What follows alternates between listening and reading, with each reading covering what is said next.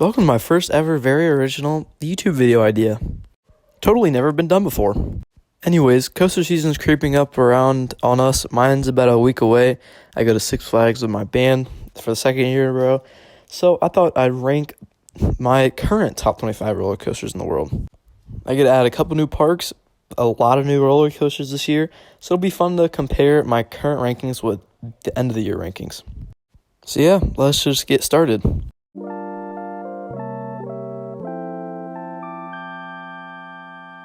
Honorable mention goes to Orient Express at Monroe Cheese Days. I think this one's for pretty obvious reasons. It's literally just a circle. Yeah. We're going to speed through the top 15, or the bottom 15, whatever number it is. At 25, we have Twist and Shout at Malibu Jack's Quad Cities. It's a tame little SBS spinner, nothing really special. At 24, we have Locolo at Lost Island. It's a cute little family coaster, nothing really special. At 23, we have Blazing Fury at Dollywood. It's more of a dark ride than it is a coaster, but it's still really fun. At 22, we have Little Dipper at Six Flags Great America. Nice little family woody, the best part being the buzz bars. At 21, we have Sand Serpent at Busch Gardens Tampa. Fun little wild mouse, sadly removed it, but I'm guessing Phoenix Rising is a lot better. Getting into the top 20, we have Genesis Kids Coaster at Modern Woman Park. This is a surprisingly good SBS spinner. You get some great forces in the back, and it's overall a good ride. At 19, we have Dark Knight at Six Flags Great America. Fun little indoor wild mouse. At 18, we have American Eagle at Six Flags Great America. This thing is very rough. I might have just sat in the wrong row, but man, this thing was throwing us around. Not in the good way. It has a solid layout, but they just need to do some track work to get it less rough. At 17, we have Fire Chaser Express at Dollywood. This is actually the first ever roller coaster I rode, and it didn't really turn out so well at the end. So, in the middle of our ride, it started to rain right after we got shot out of the barn of fireworks, and we were the last train to get unloaded, so we had to sit out in the rain, in the trains, for I don't know how long. But yeah, it is still a pretty fun roller coaster. At number 16, we have Napuco Air Coaster. Another really unbearably rough roller coaster. The first drop is good, and then you go into that kind of heart-shaped loop, and oh my goodness, you get your head torn off.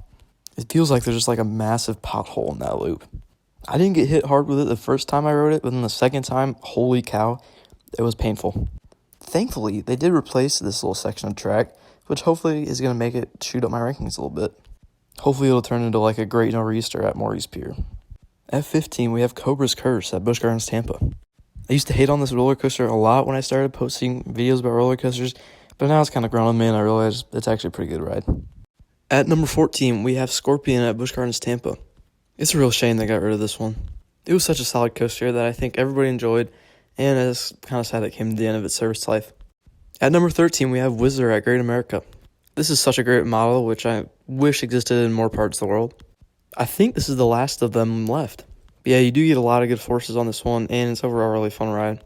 At 12, we have Dragonflyer at Dollywood. Overall, this is a really fun little family suspended coaster ride of Vekoma. The best part, though, is that the ride operators, for some reason, felt like one time around the circuit was not enough, so they sent us around twice, which was amazing. Okay, warning about the next little bit. There is a lot of roller coasters from Great America on this next little bit, so just be prepared. At number 11, we have Max Force at Six Flags Great America. This thing has an amazing launch. However, that's kind of all it has. It has like a couple few inversions, but it's really short, which kind of ruins it for me. Now, because we're in the top 10, we're going to be giving each of the roller coasters numbers before I say them. So this is going to be fun. At number 10, we have Batman the Ride at Six Flags Great America. Well, here's your flavor. Why is Batman above Max Force? Because it's my list. Grow up. Anyways, I've always loved Batman from the first time I rode it. It's forceful, it's a fun ride, it's a cool gimmick since it was the first ever inverted coaster, modern inverted coaster go upside down, but it's a really fun ride. At number 9, we have Joker at Great America. I'm a big fan of these SNS free spins. I don't know what makes them so great, but they're amazing. And then everybody but me hates them. I don't know why. At number 8, we have X-Flight at Six Flags Great America once again. This is a very solid B&M wing. First of its kind in the U.S., and it's amazing.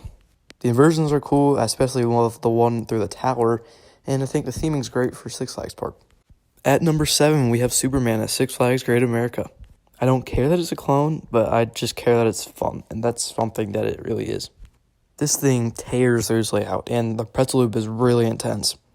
At number 6, we have Viper at Six Flags Great America. This is a really good Woody. We rode in the back row, and holy airtime. It was almost like we were out of the seats the whole time. This is just a really fun coaster, and I hate it's kind of a capacity nightmare, and they kind of get it running slowly because when we rode it, we had to wait a good 15 minutes, or not even, probably more than 50 minutes, maybe even half an hour, even with a fast pass. But still, that doesn't really take away from how good it is, and it's a great little wooden roller coaster. Kicking off the top 5, we have Goliath at Six Flags Great America. This coaster used to be really low in my rankings. It used to be barely in the top 10, but now it's my number 5 coaster and my number 3 in the park. It just tears through this layout relentlessly with those inversions. In the back row, you have some really good airtime off that drop. It's a little bit short, but it actually makes up for it, unlike Max Force. At number 4, we have Demon at Six Flags Great America. Arrow created a masterpiece with this one. I don't know how, the layout is nothing special, but it still is a really good coaster. I can't even really explain my love for Demon. It's just a fantastic ride. It used to be my number 1 in the park, actually. But yeah, hopefully it gets open by next weekend from the time I'm recording this, so I can actually ride it again. Okay, Great America's done for now. At number 3, we have Matugani at Lost Island. What a fantastic launch coaster.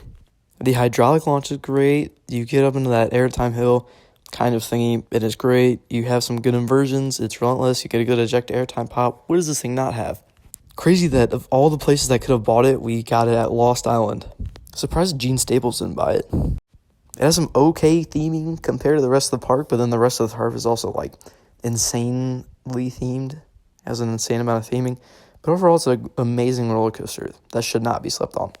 In second, we have Raging Bull at Six Flags Great America. This thing's great, and I didn't even ride in the back row. The first drop is pretty good from the front row. It's probably even better from the back row. But holy cow, the airtime hills on this thing are amazing. When you ride front row, that first airtime hill just flings you out of your seat. But surprisingly, this thing is butter smooth despite its age. The only rough part is you kind of get flung into those trim brakes, but it doesn't really ruin the ride. And taking the gold as the best roller coaster I've ever ridden, it has to be Cheetah Hunt at Busch Gardens Tampa. This thing has such a great layout. The inversions are great, drops are great, launches are great, everything's great. I can't really compare anything that I've ever ridden to this masterpiece by Intamin. Now, do I think all these rides will be in the same spots at the end of the year? No. Well, we're visiting Hershey Park and Busch Gardens Tampa, which possess a lot of rides that can knock any of these out. Even, I think, my top 5 isn't even safe. I do think Cheetah Hunt's going to be knocked off his throne, and it's mainly because of this beast. This is Iron Gwazi at Busch Gardens Tampa, many people's number 1 roller coaster in the entire world. And it'll probably overtake Cheetah Hunt for my number 1 too. Thank you for watching this video if you stayed the whole way. It's a little longer than what I usually do, but hey, I have ridden a lot of roller coasters, but not really.